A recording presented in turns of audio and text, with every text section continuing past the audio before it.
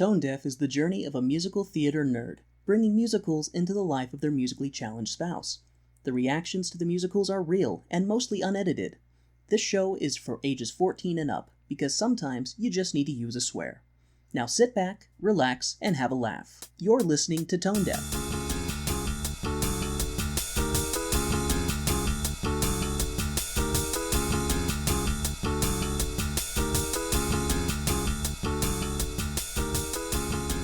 Welcome to Tone Deaf, a theater nerd's guide for their musically challenged spouse. I'm Kay, a musical theater nerd. And I'm Warren. I'm musically challenged. So, today, we're going to be watching a classical musical from the 50s. This one is one that I watched a lot when I was a child, and it was actually the first musical to have a live, full-length Broadway production on color TV. We're going to be watching Peter Pan. Yay? So, what all do you know with Peter Pan?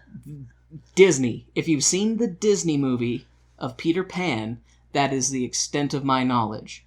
So, a forever boy come and takes a bunch of children and a girl, and, no, not their dollar, but sprinkles them with pixie dust. A bunch of children and a girl. A bunch of children and well, she's older. She's like a preteen or a teen, like in the Disney thing. She's the oldest sibling. Yes. So, yeah. But girls are not children. Well, okay. Open Sorry. mouth, insert foot, wife points it out and laughs. Yes, so it's 3 little boys and 1 little girl, right? I think it's just 2 boys and a girl. Okay. Maybe.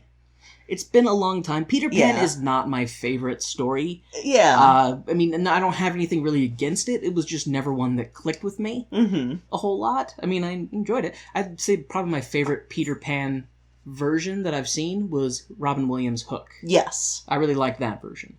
But yeah, so Peter Pan takes the kids, they go to Neverland, and they go on a wacky adventure, and there's pirates, and a crocodile, and Indians, Native Americans, but they call them, well, they don't even call them. Don't they call them Injuns? At least, I think in the Peter Pan, I think in the Disney one they call them Injuns. Yeah, the Disney ones, all of them are pretty much problematic, except for the latest live play production, but we'll get into that.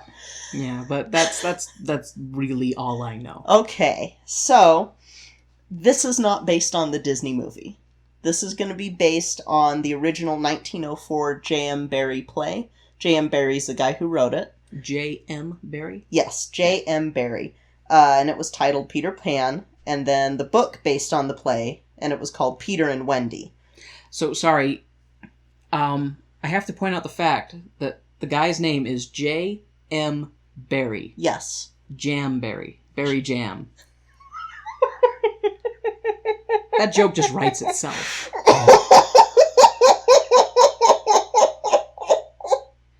Is it so I could say that it's a very good play? Was it very well received?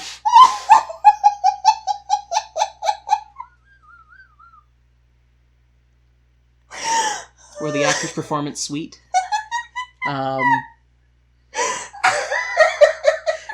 Has it been preserved through the time? Is it seedless?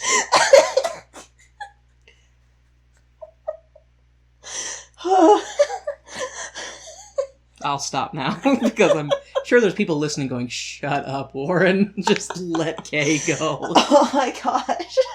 I wasn't expecting that. That was not the joke that I was expecting. I don't know if I was even expecting a joke there. You just know I'm a smartass and that I will find something to make fun of. Whew. So, alright, okay.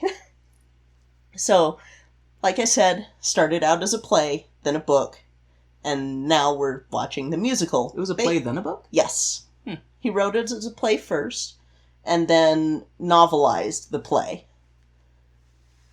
Interesting. That always seems so backwards to me. It's a little odd. It just seems like that if you're writing out a story, it would be easier to do it in a book format and then adapt it to a play. It depends on what your strengths are, because, I mean... That's fair point.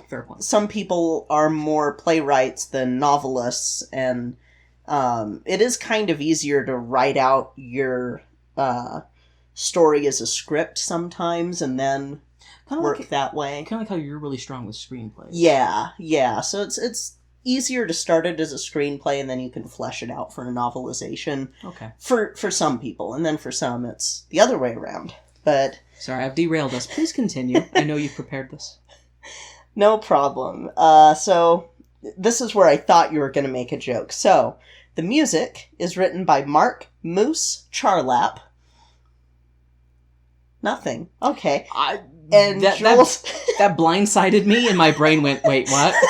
So I have no joke for that, because it was so surprising, I guess. Yeah, I actually, looked Charlap. at several...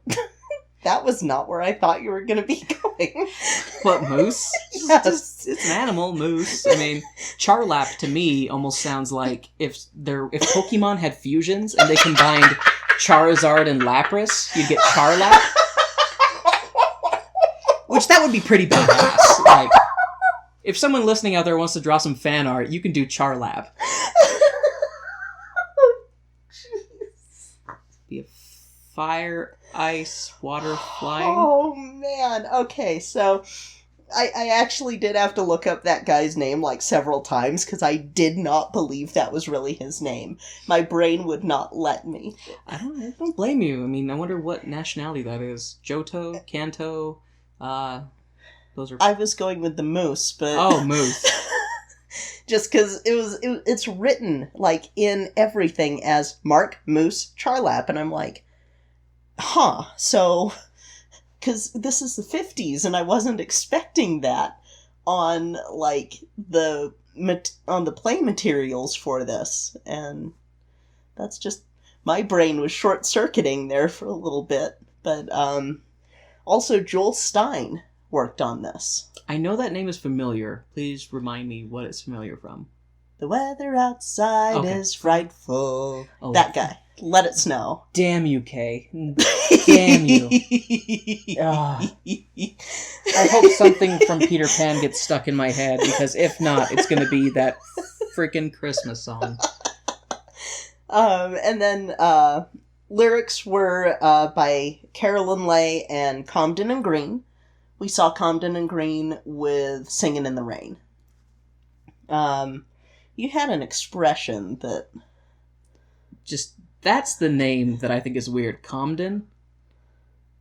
What kind of name is Comden? It's a last name. Oh, Comden and Green. Yes. Okay. Yeah, Comden and Green, they are one of the longest running lyricist pairings in Broadway. Well, in all of musical theater. And like I said, we last saw that pair with Singin' in the Rain. And this show... One of the great duos, like Batman and Robin. Yes, they're the Batman and Robin of musical theater. Or Ham and Cheese. Yes, Ham and Cheese, Jam and Bread. Jam and Bread. And it's currently licensed by Musical Theater International. So were those the ones that you were I was kind of complaining about them just because of some of the shows that I saw, like shows that have no business having a high school version. I agree. Looking at you, Avenue Q. Hey, that rhymed! So, like I had said before, the original play was produced in 1904 and 1905. This is the play, not the musical. 1904, 1905. Yes. That's how old Peter Pan is. Holy hell. Oh, just wait. Because I've got a bombshell I'm going to drop on you right before intermission. So, this, the original play started the tradition, of the role of Peter Pan being played by a woman.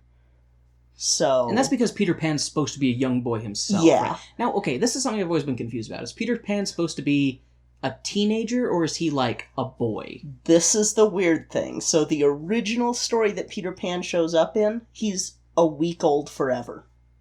Wait, what? Yes. A week old? Yes, a 7-day-old baby. Forever. I have nothing. Please continue. My brain is... And they've kind of aged him up a little bit, but he's a little. never... Well, okay. They've aged him up a few hundred weeks. So he's never supposed to be a teen, because he is described as still having his baby teeth.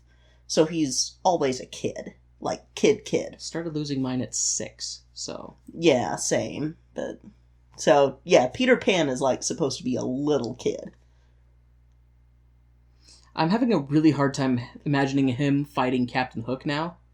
Because I imagine Captain Hook would just Spartan kick this little kid and just... Yeah. Just wreck him. I mean... It's weird, because they describe him as having his baby teeth, but then you see stuff with him as 12, and then you see things with him as, like, 14, which I'm like, no, that's not a little boy. That is not young. Well, if you knew me when I was 14... I was just a little boy! But you weren't, like, sitting there saying that you were going to crow like a rooster and stuff, which is total little kid stuff. No, because I was 14 in, like... the 2000s, so... yeah, fair. I mean, you could have been a furry. I've been roaring like a dragon, if anything. Okay. We're getting off track again. Tangent, the podcast. Oh, actually, sorry, one more tangent. When I was 14, I was chasing my little sister around as a dinosaur. So that's what I was doing. I've been roaring like a Rex. I guess Peter Pan could have been 14, but, well, he also was taking... lost boys who got too old out and banishing them. That was in scare quotes, by the way, for those listening. I know that you're gonna drop some serious stuff on me with Peter Pan, so let's. I'm sorry. Yeah, we'll keep going. I'll try to stop derailing. It's just in my nature. You're fine. So, the original production of the musical starred Mary Martin, who we're going to be seeing today, and who was an early crush of mine. And this tradition is carried on to the present day. In fact, there's only been one time on Broadway that Peter Pan in the musical has been played by a man. And he was played by, and the first name's escaping me, but the last name I remember because I couldn't not, Noseworthy was his last name. And I have derailed us enough. Please continue. And he only played Peter Pan once because he was an understudy, so... and the actress who played Peter Pan fell ill for one performance. So the version we're seeing was directed by Jerome Robbins, who we talked about with West Side Story. And unlike other traditional performances of the original Peter Pan play, which this drew upon... this adds in the ending that takes place years after the events of the story. So I would assume Wendy is, like, grown up.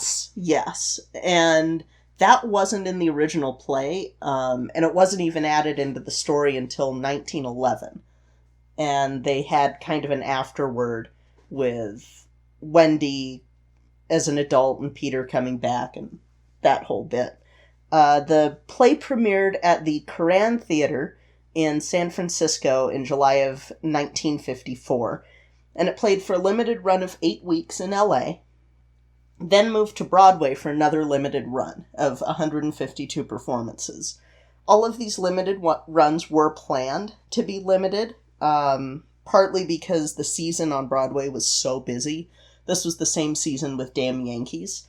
But also, it was meant to close in February to coincide with the broadcast on TV of the show in March 7th of 1955.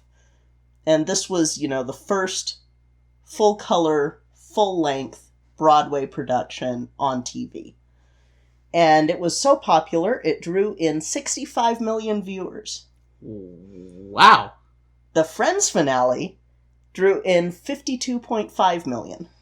But in perspective, when this aired, there were, 3 channels. There were 3 channels, but not many color TVs, and, TV was brand new. I imagine people were watching it in black and white, though, too. Yeah. In fact, we're going to be getting to that in a sec. Because, I'm going to try and not derail this too much once we get to it, but the version we're watching is not in color. And I'll get to it. So... like I said, we're watching the 1955 telecast with Mary Martin as Peter Pan and Cyril Richard as Captain Hook and Mr. Darling. This is not going to translate well, is it? For what? like watching now, like on our TV? Oh, it'll translate fine. Oh. They Okay. remastered it. It's just... Oh. I'll tell you why it's in black and white in a minute. Sorry. Now, the characters of Captain Hook and Mr. Darling are traditionally played by the same actor, as we'll see in this version. In fact, it wasn't until the 2014 televised performance that you would see a large-scale production of this having Mr. Darling and Captain Hook being played by separate actors. And that's the version that has Christopher Walken, and we're not watching that version tonight. This show has been revived a few times, notably in 1979 when Sandy Duncan played the title character, and again in the 90s, where this scene that we're going to be seeing was removed, thank God, and changed to something less horrible. I assume it was incredibly racist. It is my least favorite scene in the whole show, and unfortunately it has been stuck in my head the whole day. Yeah. Wasn't there also a very recent production of Peter Pan that was on TV, like a few years That's ago? the one with Christopher Walken. Oh, the one that everyone hated? That it had very mixed reviews. Mm. The things that were good about that production are Christopher Walken. Because he's Christopher Walken. And the fact that they changed, like they stuck with the changes that were made in the scene with Tiger Lily, because the scene with Tiger Lily in the original show, as you're going to see, is one of the most uncomfortable things to sit through, and it's angering. And then the version that they did in 2014, that was one of those breaths of fresh air in the show where they went, hey, let's change this and make it better. But it is, even though this is an uncomfortable thing, for history of musical theater, you know, we're gonna be watching stuff that's gonna make us a little uncomfortable. I mean, we had to dip our toes in for a few things, and now we're taking a plunge before we get into other shows that are earlier shows. Earlier musicals are... They just don't care. Because it was before we had the idea that maybe we shouldn't try and offend as many people as possible. It was before people with melanin were people? Yeah, it's before people like me actually had some semblance of rights, so... Yay. Yeah, But, again, we're going through history of musical theater, and you can't ignore that was a thing that happened. You just gotta kind of go, that happened, and let's not ever do that crap again. So... like I was saying about the version we're watching, while it was produced in color, we're going to be seeing it in black and white. That is because it is the black and white kinescope that was all that survived of the original performance. Because this was done before videotape was invented. And Gotcha. So anything that was produced on TV before 1956, even if it was in color, there is not a surviving color copy. Gotcha. Yep. But it is still good quality. It's good enough quality to watch. This isn't a history of TV podcast, so I'm not going to be going into the whole kinescope process, other than to say that this version's in black and white, even though it's in color, and it's because that's all that's left. I actually grew up with a 1960 telecast, which is in color, but it wasn't as readily available as this version that's the original. It's pretty much the same show. The only real difference is that it's 10 minutes longer. The kids are different because the kids grew up. Like, they're different actors, but the rest of the cast is the same. Gotcha. And it was split into 5 acts instead of 3. Interesting. And this is a 3-act show, not a 2-act. So it's a little different. I thought you said it was a 5-act show. So the 1960 version was split into 5 acts. The version we're watching is 3. Okay. And it was the 60s version was split into 5 acts for more commercial breaks. Money, money, money! Mm-hmm. But normally it's 3. It's also notable for its use of a fly system invented by Peter Foy, who did the same fly system for The Flying Nun, Hair, Willy Wonka, and Spider-Man! No. Oh. Because this fly system works. Zing. And also Tinkerbell's appearance being only a flickering light and the chiming of bells is in this. Which, get it? Tinkerbell. That was also a holdover from the original play. Like the 1904 play, they would shine a powerful lamp into a mirror and then reflect the mirror onto the stage to be Tinkerbell. Oh, gotcha. So they just have this light moving on like a curtain in the back, and that's Tinkerbell? Because Tinkerbell, her only lines are just tinkling of bells. And only Peter Pan can understand her. And only Peter Pan can understand her. No, Tink, you can't drown Wendy. Pretty much.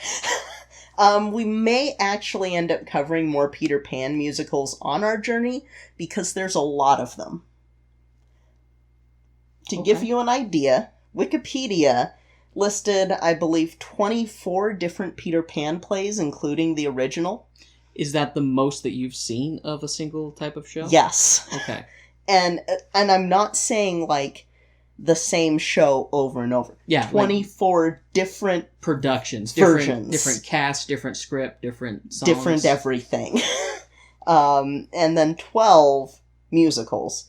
One of the musicals is a Leonard Bernstein musical produced in 1950. Why is Leonard Bernstein familiar? West Side Story. Okay.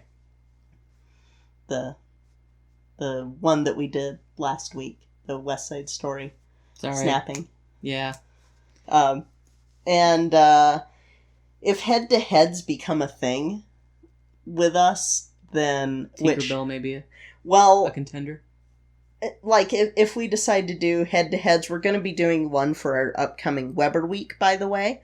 That's Jesus Christ Superstar versus Godspell, so start voting on your phones now, using Twitter. But this one would probably be like the Pan Bowl, or Pan Madness, have a Peter Pan bracket. I forgot, because Peter Pan... Wait. Okay. Is he Peter Pan because he plays a pan flute? So, he was named Peter after, I want to say it was a relative of Barry's who died young, and then Pan because of the god of mischief. And nature and stuff. So that's why the whole pan flute thing isn't in every version of Peter Pan, but... My entire sense of reality has been thrown into question. It's okay. I mean, now I'm sitting here going, I don't remember him playing a pan flute in every version that I've seen of Peter Pan stuff, because I've seen too many. Granted, the only one I've ever seen is the Disney one, and he has the pan flute in that. Yeah, which the Disney one is very different from the source material. Well, I'm sure it's very, very watered down. Ooh. Our head-to-head for Peter Pan, or a bracket, could be the Peter Pan-tacular. Have like a little bracket that people have to follow throughout the... So it's like March Madness but with Peter Pan? Yes. These two shows head-to-head, and then these two shows head-to-head. Then the winner of these shows will go up against each other. They go into a cage fight. Baby fights. 2 Peter Pan productions enter. 1 Peter Pan production leaves. 7-week-old versus 14-year-old. Or not 7-week. 7-day-old versus 14-year-old. That still baffles me. The original stuff for Peter Pan is weird. How do you do a show with a flying magical infant who fights pirates? They don't have... They describe him as 7... So the original source material for Peter Pan is a J.M. Barrie book that... Jamberry? A Jamberry... God. A Jamberry book that... has a whole section that turned into its own book about Peter Pan, who is a 7-day-old baby that escaped from his crib. And as they're known to do, because 7-day-year-old babies are so mobile. Anyone who's ever taken care of an infant knows that all they do is lay there, cry, and shit themselves. The reason he does that is because he knows he's part bird, and so he... What? Part bird!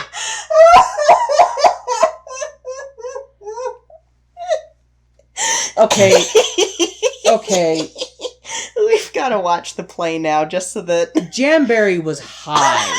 He was high. I mean, he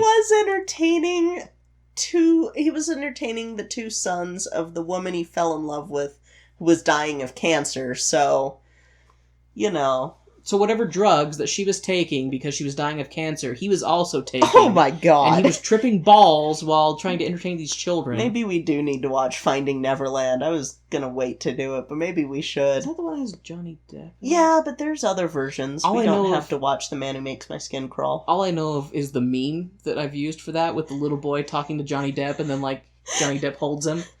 Because we've used that meme at work. Yeah. Yeah, that's J.M. Barrie and his weird... We'll call him Jam Boy. 7-day-old baby that turns into a... Yeah. Man... Because he wrote this back in the day when drugs were just everywhere and they were in every patent medicine and they weren't regulated. So he's like, oh, I took this tonic that I got from the street vendor and now I have this idea for a baby who's part bird and escapes his crib because babies do that. Okay. Well, and then he goes back to his mom's house a little bit later and she's already had another baby and so he's like, oh, well, she replaced me, and so he goes back to Neverland. See, okay. Because I remember, at least in the Hook version that I remember with Robin Williams, like, he was a baby, and Tinkerbell found him, and, like, he flew away with Tinkerbell.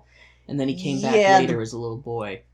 It's sort of like...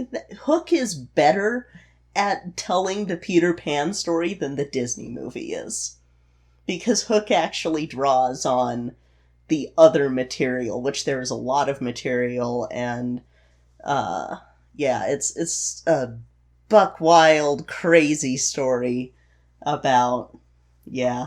I apologize to our listeners. This story is so insane, my brain is just spinning off onto random bouts of criticism. We're mostly getting off topic with the musical, too. I'm going zen. I will be calm, and I will let Kay finish what she has prepared so that we can go watch this batshit insane musical. So the musical isn't as crazy. I was just giving you the background of the character because the musical does draw on more of the background than the Disney. Does it have a 7-day-old flying infant? It does, and there's no 7-day flying infants in any of the adaptations. You don't have to worry about flying babies. That sounds like some type of weird punk metal band. 7-day flying infant? I don't know. 7-day-old flying baby. Weak baby. Spelled W-E-E-K, not W-E-A-K. Ah, there you go. Mm-hmm. Puns! Weak old baby. But, weak old baby, ew, throw it out. So, oh. I mean, a week old, like, it's gotta have gone bad by now. That's not how babies work. They're still cute-ish after... I'm not into human infants as much, because I'm broken as a person, but... Dogs are better. Dogs are cuter to me. But that's just me. Maybe if I saw a really cute baby... You and I were babies once. Yeah, and I don't like my own baby pictures, so... We grew out of it. But with everything that's said, we're gonna take a brief intermission and go watch Peter Pan. I'm sure it'll give you something to crow about. You've got it.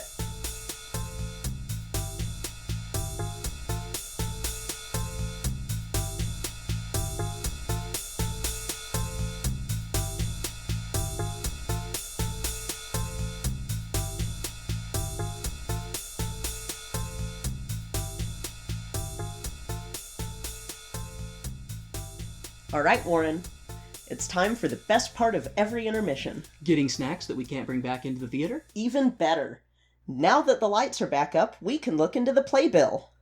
This week we have some exciting news with our Patreon sponsors. Our alpha sponsor, Jasmine Wu, is now joined by Bianucci. We have 2 sponsors, Kay. Sweet. This is super exciting. I can't believe that we have 2 sponsors already on our show, and thank you guys so much for contributing to our show. We greatly, greatly, truly, truly appreciate it, and we can't thank you enough. Thank you truly from the bottom of our hearts. Seriously, guys, thank you so much. And here's a message from one of our favorite podcasts called History on Blast.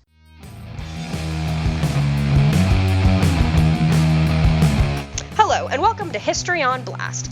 I'm Hillary, and I'll be your host as we call out history. Every other week, we'll be putting a different person, place, time, or event on blast for the shit that they pulled. This ain't your grandpa's history podcast, so if this sounds like your cup of harbor tea, be sure to subscribe on your favorite podcast catcher.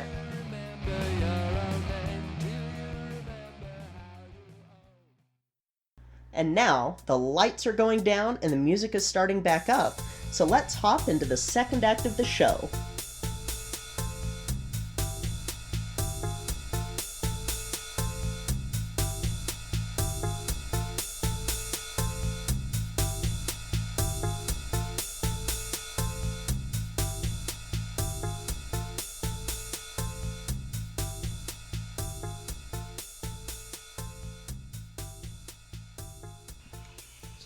Alright, so what you think?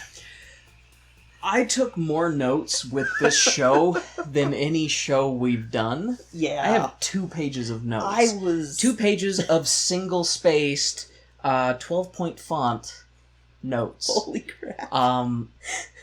I apologize in advance for anybody who truly, deeply loves this show, because I'm going to make fun of it a lot. Yeah. Because it's freaking weird. It is. I made the comment to you when I was typing that I didn't realize how much I don't like Peter Pan until we were watching this.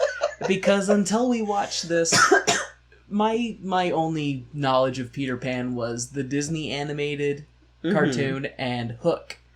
And while there is stuff that is good in Peter Pan, there is a lot of WTF stuff. Now, I'm going to everything I'm about to say. I'm going to preface right away by saying that acting and everything was fine. Everything was good. The actual work on part of everybody was well done.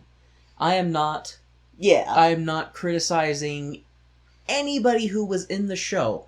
I am criticizing the core concept of this batshit crazy whirlwind of nonsense. And there were a couple of times when we were talking and I would be correcting you with Native American. Yeah. Because I kept saying Indian because that's what they refer to them as in... So we're going to apologize in advance if there's a slip-up. It's just... Well, I mean, Kay knows, like, if we're talking about Native Americans in the real world, if they're in the new... Like, whatever, I'll say Native Americans. I'll say natives. But I kept saying Indian because that's what they're called in this. And so my brain was just like, well, it's... I mean, to be fair, if they called them savages in this, I would have referred to them as savages. If they called them redskins, I would have referred to them as redskins, just because that's what they refer to them as, and so that's in the show. That's what I address them as. As long as you don't do that with ragtime. When oh God. Well, yeah, that's fair point. Fair point. That is my job as the POC wife.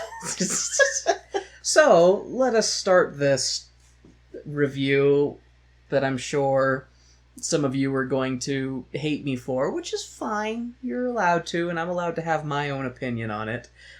It opens with a narrator saying, "People don't change when they grow up." And I was, of course, my first thought was, yeah, people don't change. If you're an ass when you're young and you're a kid, you'll be an ass forever. Jesus. Nobody changes as they get older. People stay the same. And, of course, I'm sure everybody listening to this knows Peter Pan. It starts off with all the children playing in the nursery, just having a great time being kids, and the mom thinking, oh, these kids are cute, and the dad being like, why are these kids being kids? Yeah. And Nana, the dog, is walking around in the room, and call me crazy, but I think that dog is really 3 little people in a costume. I could be wrong. It could be a real dog. It's a person in a costume, like just a single person. It's not three little people? No, it's just one person. Then, I mean, with other animals later in the show, those are also a single person. I don't know about that. And then the dad gets upset because the dog gets hair on his pants. It's like, oh, hair on your pants? Oh, no! It's almost like you have a dog in your house. Shut the hell up, George. I didn't write that in here. I have it much more vulgar, but I'm going to try and censor myself. And then the wife proceeds to talk to her husband about how she's been concerned because she's seen a boy hanging outside the window the last couple nights. And the father's like, oh, we're 2 stories up. That's crazy. It's like, well, Mom's been into the funny juice, seeing a flying boy. What kind of crazy lady catches shadows? Because she catches his shadow and sticks it in a drawer, and then proceeds to take out the shadow and show it to her husband as proof that she saw a boy flying outside their window. That's not the strangest thing that happens in this show. That should have been your side.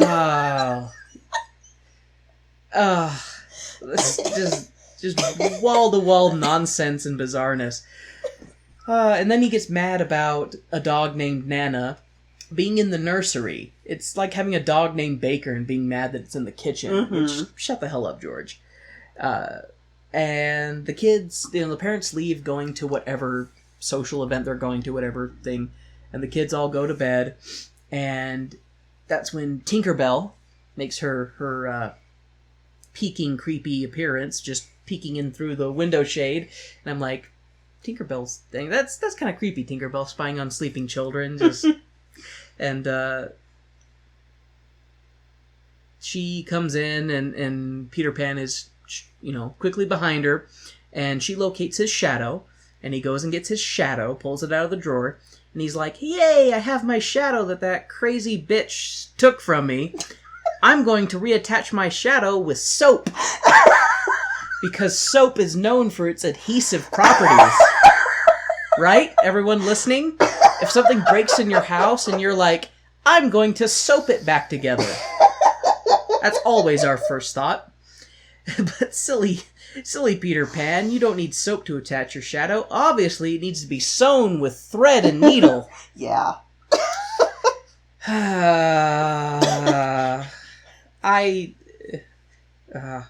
Okay. He breaks physics a lot, which we'll get to. Physics don't exist in this show. Physics do not exist. This entire show is an LSD dream sequence. Because nothing makes sense, everything is made up. Eat Arby's. There's a plug for Arby's. I guess nihilist Arby's. And Wendy, after she wakes up and attaches Peter's shadow via needle and thread, makes the comment that he's conceited. He's like, I'm not conceited, I'm just remarkable. Which I love that level of obliviousness. But, and then Pete, after he gets, I call him Pete a lot in my notes. After Pete gets his shadow back, he proceeds to do a bunch of shadow puppets with it. It's like, no wonder your shadow didn't want to come back to you, Pete. You're remarkably weird. And then, Peter, you're so clever. Don't encourage him, Wendy. For the love of God, don't encourage him. Did you notice, though, when she was sewing the shadow back on, he was whistling out of pain? Like a bird? No. Chirping? No, I didn't. Like a bird? No, I didn't. Because he's half bird. And he crows like a cock. What? That's... Go on. No, that's perfectly legitimate and accurate and not vulgar at all. Stop laughing. When she asks Pete where he came from, and he's like, I ran away the day I was born. You can't run away the day you're born. That's physically impossible. You were kidnapped and you've been lied to. This is Stockholm Syndrome, the Flying Little Boy musical. Infants cannot run away. It is physically impossible. Not for Peter. 7-day-old bird infant. He was lied to. He was kidnapped by Tinkerbell, and she's brainwashed him over all these years. That's what happened. And Wendy asks him, how do you get to your home? And he says, you follow all the golden arrows. It's like, okay, all the golden arrows. How many are we talking about? How many is all? Is it a shower's worth of golden arrows? Damn it. I think this musical needs an adult. And of course, Peter Pan's home is Never Never Land, which is not land, which is not land. Is it land or is it not? It's Never Never Land, it's not land. It's not an island. It's nothing. It's made up. And I can't remember why Wendy says, how perfectly awful, but she says that to him. Yeah. I love that phrase, how perfectly awful. At least it's perfectly awful. It would suck if it was something imperfectly awful. That would be perfectly terrible. I mean, if something's going to be awful, it might as well be perfectly awful. I wouldn't say... And then Pete proceeds to show off that he's flying. I wouldn't say that you're flying, Pete, more like you're swinging. But I would say you're swinging with style, which I'm sure Buzz Lightyear would approve of. And then he proceeds to shower the children in quote-unquote fairy dust. Isn't that the street name for PCP? Like, Peter is a filthy drug dealer, hooking kids while they're young. Hey kid, want to go to Neverland? Take this fairy dust and you can fly. So I have to tell you, there's a reason fairy dust is in there. It didn't used to be in the original Peter Pan plays until there were reports of children thinking they could fly if they thought wonderful thoughts and got injured. And so J.M. Barrie wrote into a revision, okay, there's fairy dust. You have to have fairy dust too. No, bad job, Jam. Bad job, Jam. This is Darwinism in action. The children who think they can fly from happy thoughts don't grow up to have children of their own, and the species is stronger as a whole. I was about to say, well, didn't you ever do that? And then I went, I never did that. As much as I wanted to be a bird, I knew that if I jumped off the roof, I would still die. You know the dumbest thing I ever did as a child, trying to imitate something that I saw in some work of fiction? Was I tried to paint my skin green because I wanted to be a Ninja Turtle. That's the dumbest thing I ever did. I was smart enough to know that I can't jump off the roof and flap my arms and fly away. I guess the weirdest thing I would do was just eat the big carrots like Bugs Bunny. I ate a shit ton of big-ass carrots because I wanted to be Bugs Bunny, and I would do that. Yeah. What's up, Doc? Same. Always. I do have a Bugs Bunny joke in here somewhere. We'll get to that when I get... Okay, so Pete is a filthy drug dealer peddling PCP to children. We've covered that. The nanny, Liza, gets caught some fairy dust, and she's so high, she doesn't even realize how fired she is once the parents get home, and she tries to tell them that the kids flew out the window with a strange boy. Yeah. And... yeah, so... they go to Neverland after flying out the window high on fairy dust, and they wind up in Neverland, and before the kids land, we see the Lost Boys doing a bit of a song and dance number, and then they run and hide because the pirates show up. Yes. And the pirates start singing about how they love to murder children. And it's like, wow, Hook, I've never seen an adult that excited to find a den of young boys since memory repressed. You sick man. Jesus Christ, Warren. We've all had our dark days, Kay. Call me crazy, but I think that crocodile is really three little people in a costume. It must be the same actors that were Nana.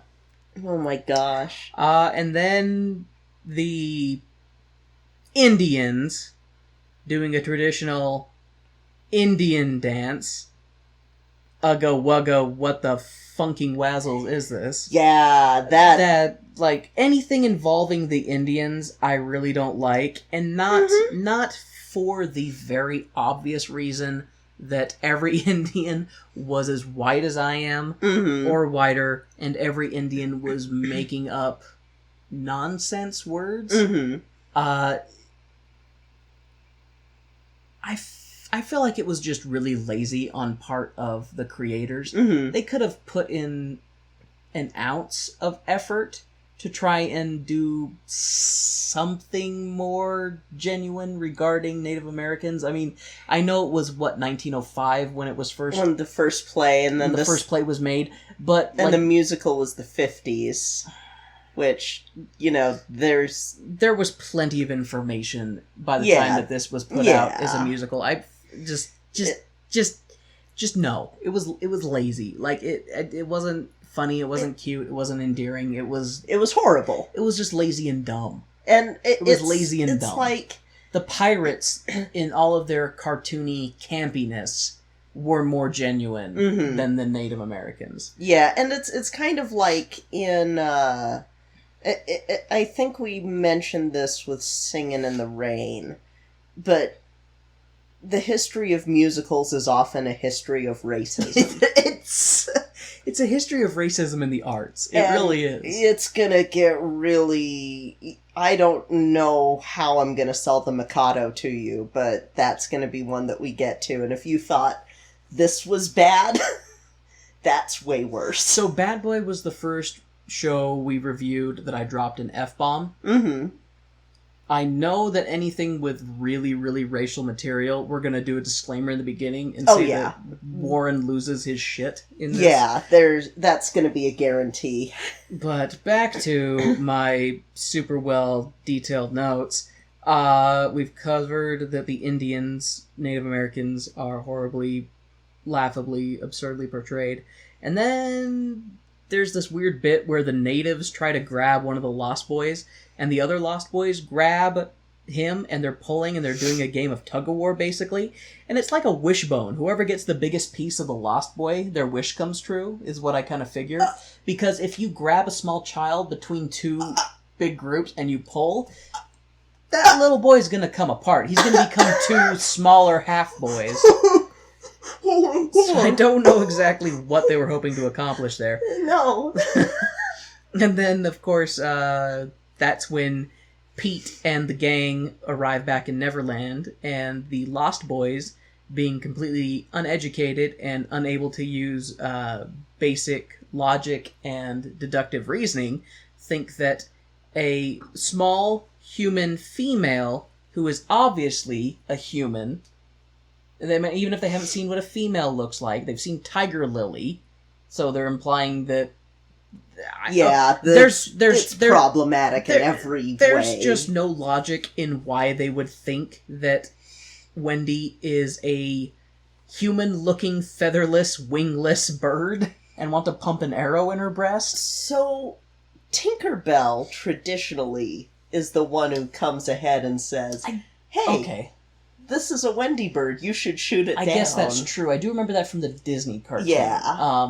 And that's one thing that the Disney cartoon did that this doesn't. Tinkerbell's a jealous, thirsty tot who wants Wendy dead. But still, it's a Wendy bird. It's like, it has no wings, has no feathers, doesn't look like a bird, it's wearing a dress, looks like a peeple. Let's shoot it. Like, the boys have no deductive... like a peeple. The boys have no deductive reasoning. And of course, Wendy gets an arrow in her chest, and they're like, oh, she's not dead for some reason. She's just asleep. Let's build a house around her. I mean, you shot her, so it's closer to a tomb. Let's make it nice. Yeah, it's not a house, it's a tomb. And then I have lots of yelling in this next... note. You might want to turn around from the mic to yell. I'm not gonna... Physics have no meaning in this world! You drew a door on a house, and they opened it from the wrong side! Open... opposite the knob! Madness!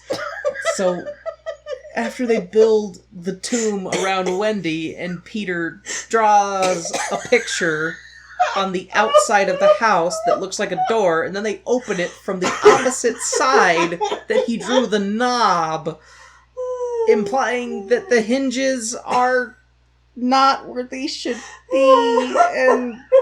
Oh, man.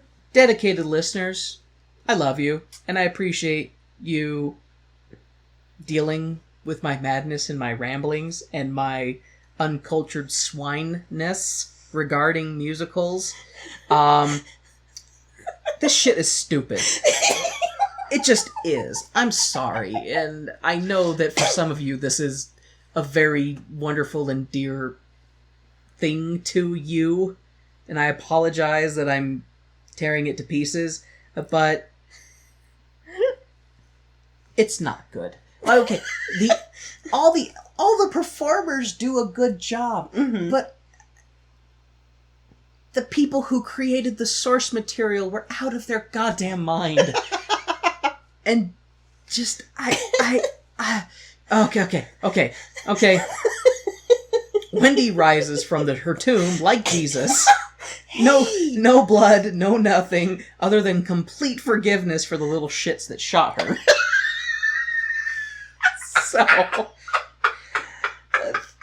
So, I guess bravo on you, Wendy, turning the other breast to have another arrow pumped in you.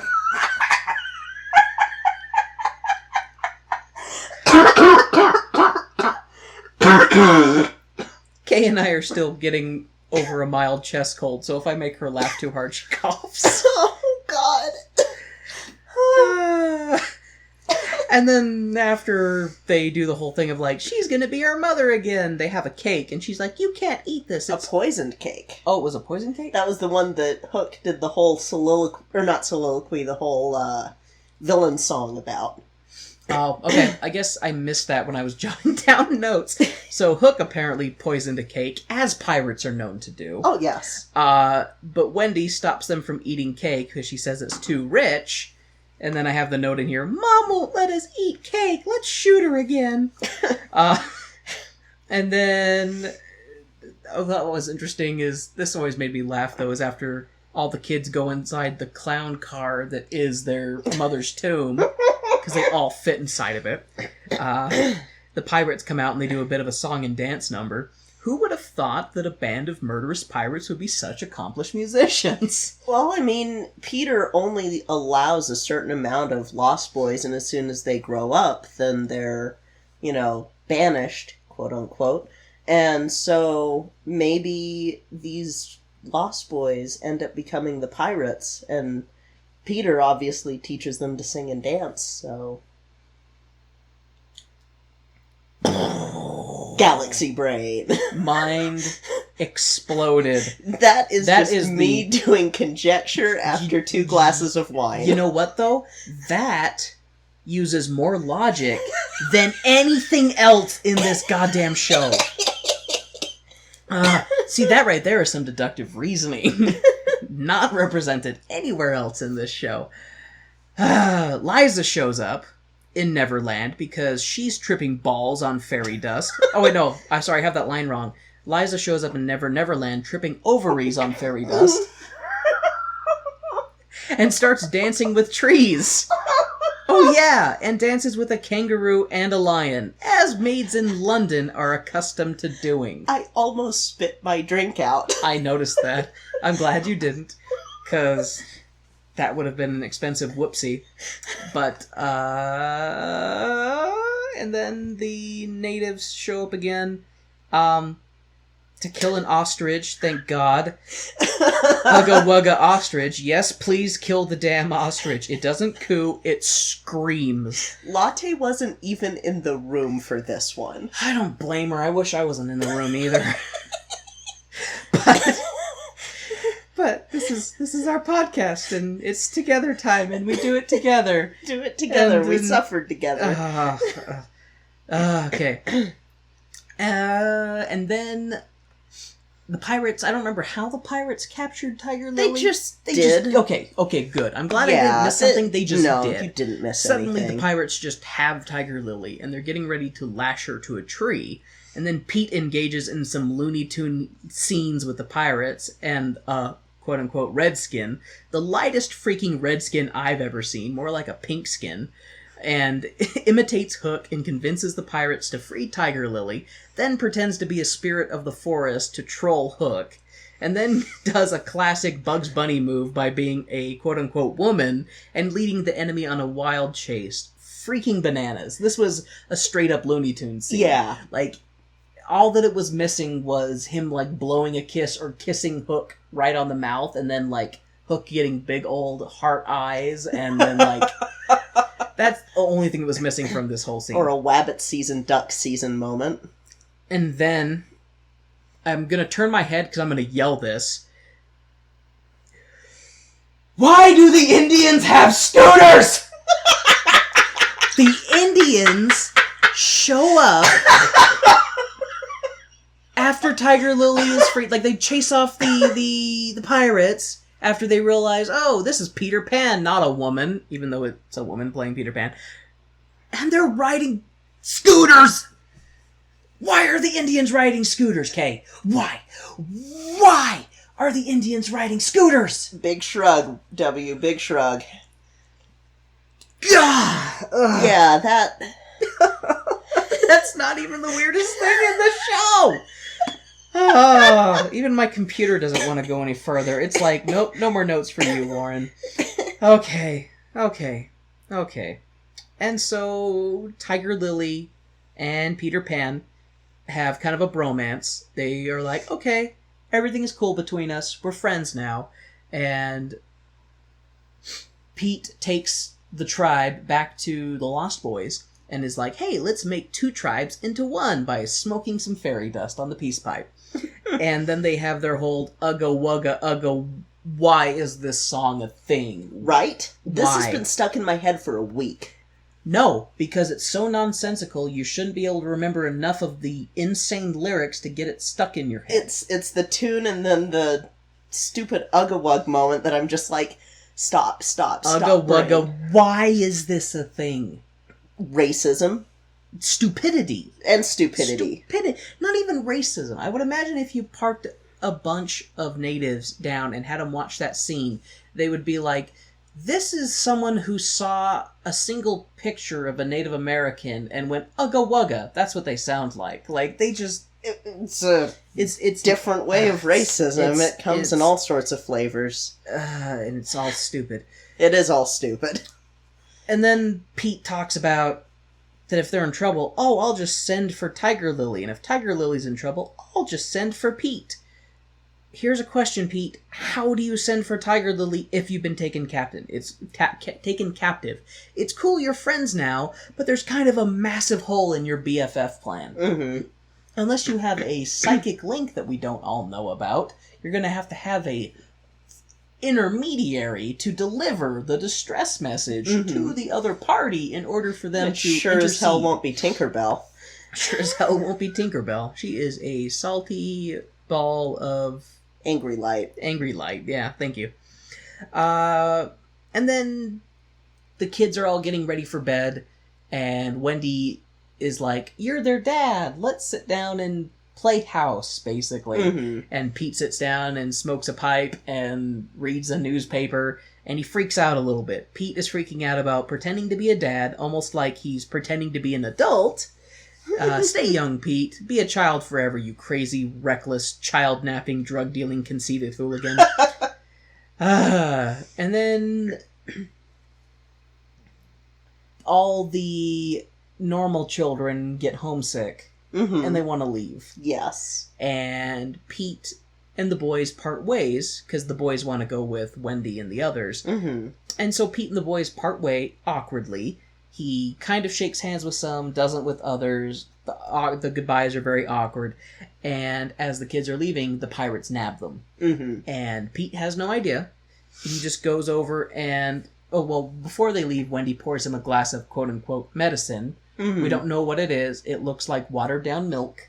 Yeah. We don't know what kind of medicine this is. Where did this medicine come from? Who is the medicine vendor in Never Neverland? It's Dr. Farney's teething syrup. Maybe it is. It's full of morphine. Helps Pete sleep at night. Who knows? And Hook sneaks down there and poisons Pete's patent medicine after kidnapping all of the escapees. Tink tries to warn him that it's poisoned, and he's like, who Who would have possibly done that? I guess it was too much for Tink to say, Hook snuck down here while you were sobbing like a little bitch and poisoned your medicine. She decided that, suicide apparently is a better course of action. I'll just drink the poison liquid myself. Then it's like, damn it, Tink, you drank my drugs. Now I'm gonna go through withdrawals. Pete needs his fairy dust, man. Come on, just give me a hit. I'll do anything. I'll suck your... Pete doesn't even need fairy dust to fly. He Because doesn't? he's half bird. I'm not kidding, though. He doesn't need it to fly. I'm trying so hard to forget that Peter Pan is a 7-day-year-old infant who's half bird. I'm trying so hard. And then you just remind me again. And I want to curse and scream even more than I already have. But I'm trying, Kay. I'm trying to censor myself for our listeners. Just saying, this show is whack. This show is whack as hell. The show is beyond whack. And it's one of those things that I knew that it was weird when I was a kid watching the Disney version. Mm-hmm. But now that I'm an adult seeing it again, I realize just how bananas the whole thing is.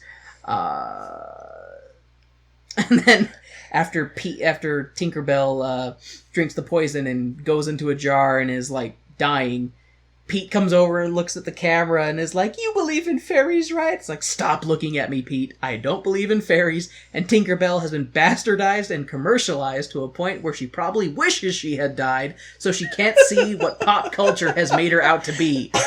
Rest in peace, Tink, you drug-producing dust pusher.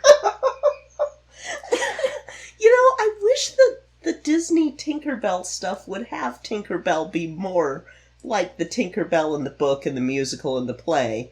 And just be the salty, snarky fairy that's wanting to kill every woman that looks at Peter Pan wrong. Yeah, Tinkerbell wants Peter. She wants to be the only woman in Pete's life. Look at Hook. Yeah, well, she doesn't try to kill... No, but just the way that she is towards Hook, that's... not towards Hook, towards Peter and Hook. Yeah. There we go. Yeah. When Especially when she gets big and then tries to make a move on him. Mm-hmm. And then after Tink... Okay, so I might have glossed over this a bit when I was typing my notes. Tink didn't die, right? Correct. She's just sick and she was recovering. sick. She recovers after everyone claps, allegedly. That's right. So Tink is fine. And then we cut to the pirates on the ship doing a big old celebration because they've captured a bunch of children that they're going to murder because... Pirates. Because pirates apparently murder children. And then somehow after murdering all the children, Wendy's going to want to be their mom.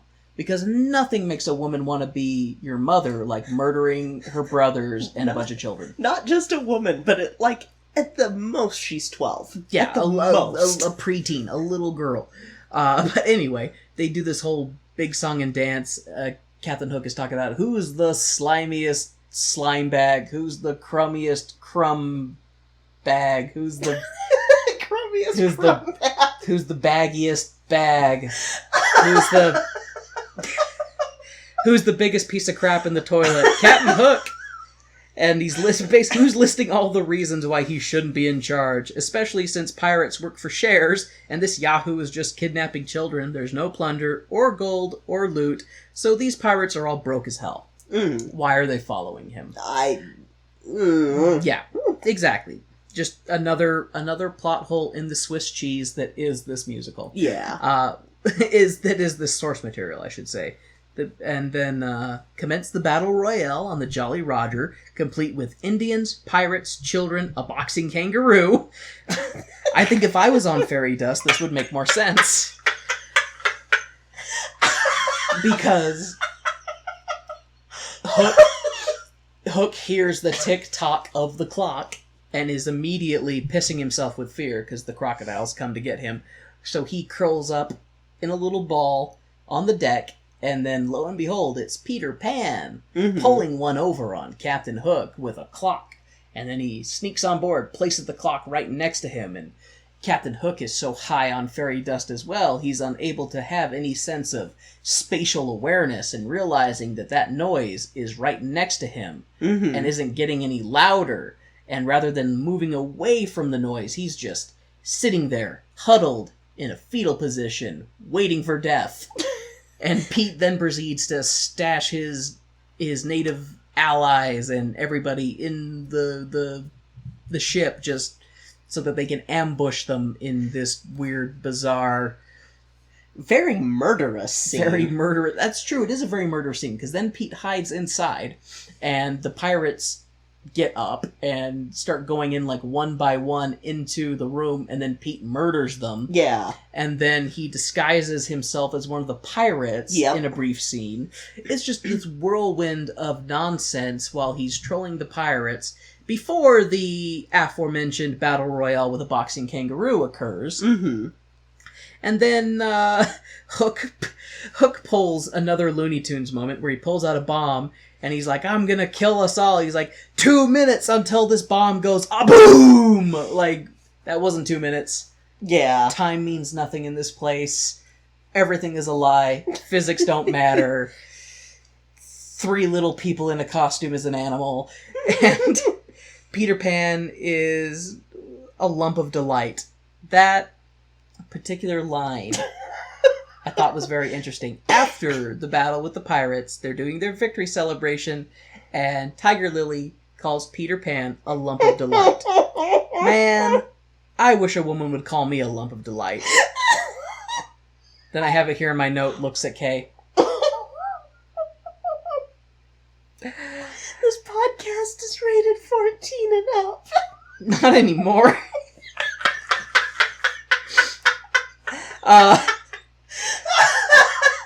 And then, after their victory celebration, everybody, all the kids leave high on fairy dust so that they can fly back home to London. And the ending of Peter Pan is very similar to 101 Dalmatians, I realized. The parents are like, we started with X many children and ended up with Y many children. As in, why are all these urchins in my house? And they're just like, what is 7 or 8 more children? We can adopt them all. I mean, it's obvious that they're rich, so I'm sure that they can swing that financial burden. But yeah, and then it cuts to, I think about probably 10 or so years later. Yeah. Wendy makes the comment, "Oh, Peter never came back. He never came back." And then this is what made me laugh: is Peter Pan comes back. Wendy, grown up, is sitting in a chair, like, I don't remember, she was doing something, and Peter walks freaking right up to her in her peripheral view, and she doesn't notice anything until he says something to her. Is he invisible because she's too old? What is the deal with that? You would think that she would see him, but she's facing the goddamn window! How did she not see him land at the window and be like, oh, Peter, it's been so long? I have a joke, but it will make you angry because it will come back to the weird as hell origins of Peter Pan. Lay it on me. It's because, would you realize if a 7-day-old baby walked up next to you? I'll tell you what. In your periphery, if you were focusing on something else? I'll tell you what, if I was facing a goddamn window and a flying infant came in, I would notice the motion because I'd be like, oh, is that a bird? No, it's a flying baby. Peter! The only flying infant I know. You look good. Have you put on weight? Like, still 7 days old? Neat. And then Pete tries to be like, come with me, Wendy. And he's like, he throws fairy dust on her. And she's like, oh, Pete, don't waste your fairy dust on me. I've got my 10-year chip from AA. My sponsor keeps me from having fun. Wendy has kicked that monkey off her back. She's no longer partaking in the fairy dust. Oh, She's an adult now. She's got responsibilities. She can't party like she used to. And then she basically tells him, oh, I have a daughter now, Jane. I'm all grown up. And Pete's just heartbroken. How could you grow up? I left you in this place where time exists. Mm-hmm. And you grew up, as all things do other than me. Except Lost Boys, and then they get banished. Well, I mean, the ones that came with her, I'm sure grew up. Well, yeah, but, like, in the source material, the Lost Boys grow up, like, while they're living there. But if they get too old, then Peter kicks him, in quotes, out. That's messed up. Probably kills him. Yeah. Or turns him into pirates.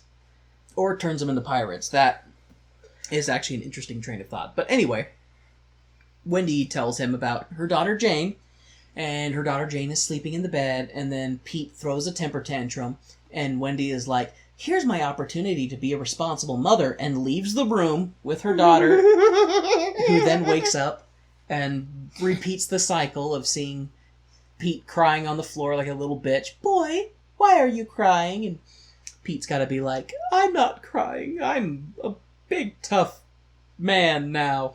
And Wendy, of course, has told Jane all the stories about her adventures with Peter Pan, so she knows who Pete is. And she's like, oh, I know who you are. You're going to take me with you. Can you teach me to fly? And Pete is, like, super excited. He's like, sweet, another little girl that I can put into danger. And make clean my house. Good aspirations to have there, Jane. And my only thought when this was going on was, what an irresponsible mother. I'm going to let my child be abducted by a reckless hooligan who will blow fairy dust in her face and whisk her away to Danger Island. Yeah. Good job, Wendy. Good job. And that was Peter Pan. Oh, I think this might be our longest episode. Yeah. So, I apologize. Holy smokes. Yeah, this is our longest episode. I apologize if you really like Peter Pan and you're mad at me for my opinion on Peter Pan and you sat through this whole episode. I want to thank you for sitting through this entire episode, and I also want to apologize for the emotions that you're currently feeling towards me. However, I do not apologize for my opinions, because they are mine. And I didn't really like this show. Yeah. So like I said before, the acting was good. The songs, music, like the actual performance on part by the actors, stage direction, stuff, costumes overall, except for the Native Americans, I thought was good. Everything was pretty well done, especially for, when it was done in 1955. I just have an issue with the batshit crazy source material. That is where the key root of my issue lies. Yeah. It's a weird show. It's a very weird show. And it's weird play, weird book, weird everything. I think this might be the weirdest show we've watched. I think the one about a half-bat, half-human hybrid living in West Virginia made more sense than this show. Yeah. The disembodied dancing legs in Singing in the Rain made more sense than the show because that was just one brief moment. So, yeah, really, if you think about it, we've seen some shows that have some Broadway acid trips.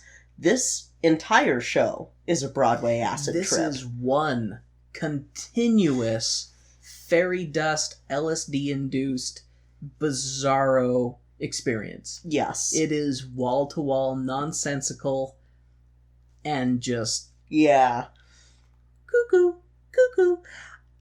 But, I mean, it was entertaining. It was definitely entertaining. I don't dislike Peter Pan. Of course, I have my own biases, like I stated earlier. My preferred version of this story is the Robin Williams Hook one. I just think that there's more depth to that. Better. It expands on it. Yeah. But, I mean, just from what you're saying about the core source material regarding this... freaking insane. Is insane. I don't know how any storyteller can say to themselves, the main character is a week-old baby who left because it heard its parents talking about what it was going to be when it grew up. No. And I have the 2 books that, if you want to read the insane backstory of Peter Pan, the 2 books are The Little White Bird, which is sort of a collection of stories that all sort of cohese into a single story, and Peter Pan is a couple of chapters of that story. And then Peter Pan in Kensington Gardens is the other one. Those are the insane... like, there's no other word for it, because it doesn't... It's just... what the heck? And I forgot to mention, too, with Peter, so he was also based on Jamberry's older brother, David, who had died ice skating at 14. Oh. And so his mother always thought of him as a forever boy. So that's where that sort of came from. And then the weird... he was 7 days old and left his crib and went into Kensington Gardens and had a friend that was a crow who was like, "You're more human than bird now," and... More bird than human now, you mean? No, human than bird, and Peter got upset about that, and then the fairies took him in. Peter Pan! I need some fairy dust in order for that explanation to make sense to me. I'm still trying to wrap my brain around this, and I had to do the research for this episode. Like, this was the craziest one to have to go through, because it's a rabbit hole, because you're trying to go, okay, wait... so I need the context for this, so now I need to go back. What the heck? I need the context for this now. What the... No!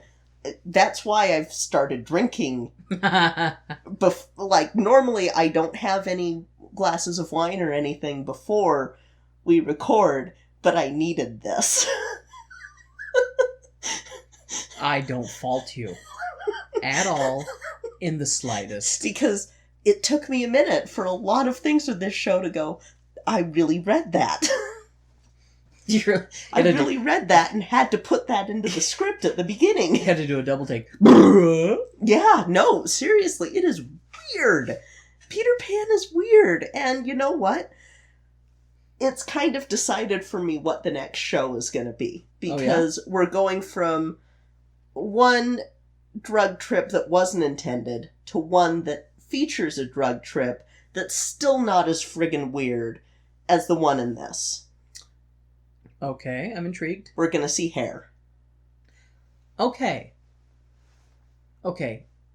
I get hair and hairspray mixed up. They are very different. I know they are very different. Which one has John Travolta in drag? Hairspray. Okay. We're seeing hair. And hair is the one that has the song that I'm somewhat familiar with that goes... give me some of that hair. Yes. Long, beautiful yes. hair. Okay. So, spoilers for the next episode. That's the extent of what I know about hair. That's okay. And I will address that again in the next episode. But, okay. I randomly had a new theory pop into my head regarding Peter Pan. Yes. Peter Pan steals little boys and takes them to Neverland, where he siphons off their age to stay young forever, and the boys never grow up. They just eventually die. Oh. And he keeps his youthfulness, and then he has to go back and get new little boys. That is some Once Upon a Time shit, Warren. I think it's probably better than what they do in Once Upon a Time. You're 100% right. We don't like Once Upon a Time. Yeah. Alright, so yeah. Next week, we're gonna do hair, and it won't be nearly as crazy and weird as this friggin' show. Yay! Thank you so much for listening. We truly hope you enjoyed this. Please follow us on Twitter at Tone Deaf Musical, and like, share, and subscribe. If you loved it, tell your friends and spread the word. If you want to go above and beyond, please donate to our Patreon, which is also Tone Deaf Musical. That's it for this week. I'm Kay. I'm Warren. And this has been Tone Deaf.